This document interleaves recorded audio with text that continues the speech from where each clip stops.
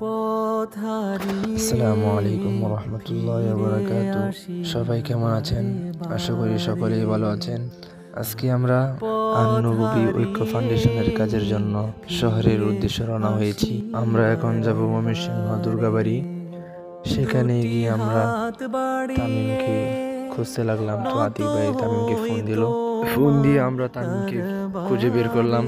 খুঁজে বের করার পর আবার তামিমকে নিয়ে আমরা আন-নববী ঐক্য ফাউন্ডেশনের ব্যানার বানানোর জন্য রওনা হলাম। তো আমাদের আতিক ভাই অনেক ব্যস্ত, তো তাকে দেখেই বুঝতে পারছেন। অবশেষে আমরা প্রিন্টিং এর দোকানে গেলাম। দোকানে গিয়ে সেখানে আমাদের ব্যানার ডিজাইন করলাম।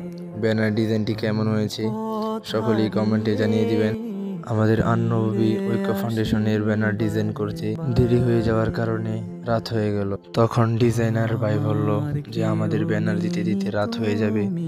তো আমরা ভাবলাম যে এতক্ষণ এখানে বসে থাকবো। আমি আর আতিক ভাই সেখানে বসে না থেকে ময়মনসিংহ বড় মসজিদ দেখার জন্য আসলাম। সেখানে এসে আমরা অজু করলাম। অজু করার পর সেখানে আমরা বিশ্রাম করলাম।